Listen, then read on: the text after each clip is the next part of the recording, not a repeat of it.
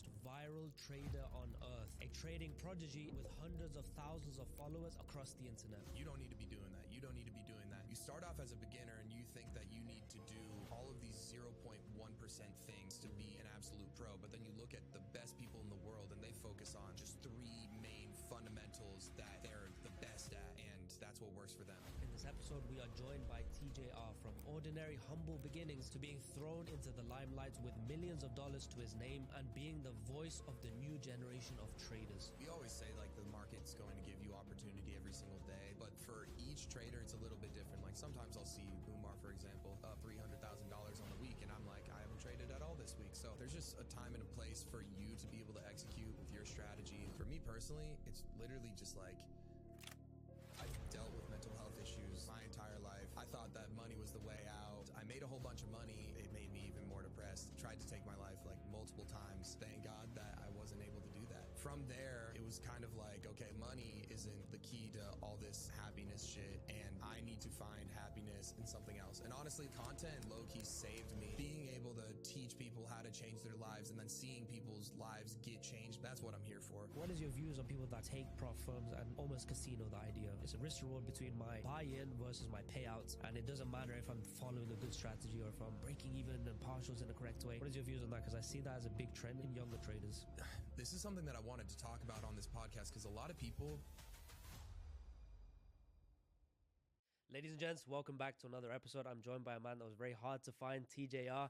Very glad to have you here, bro. Alex G, I have to give a shout out. He connected us, a mutual friend, and without him, this wouldn't have happened. So, bro, thank you for making time on your busy schedule, flying across the world from PR all the way to Dubai. Burj Khalifa behind you. Wonderful to have you here, bro.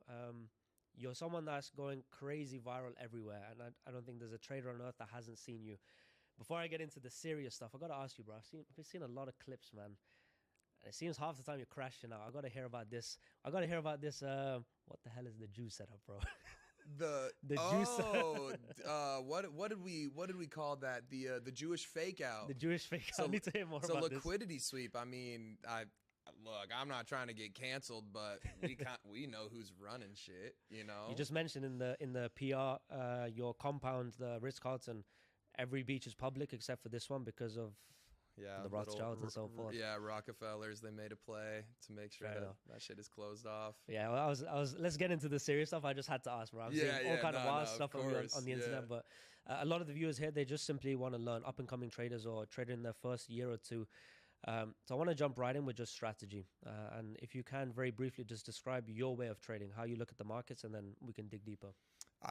I don't even think I would want to try and convince people to trade the way that I trade. I think that if they were just to get into trading and start and find a strategy that works for them, I'm like super against the indicators and all of that sort of thing. Like, but there are people that live in Dorado Beach that are billionaires and they just trade with their own personal funds, and they're showing me their charts with like Bollinger Bands and EMAs, and I'm like, whoa, like maybe I should switch over to this. But so I don't think I should really try and force them to trade the way that I trade. But I think if they can find a strategy that makes sense to them and at least gives them a reasoning for why the market is going to move in a certain direction, and then just rinse and repeat over and over and over again.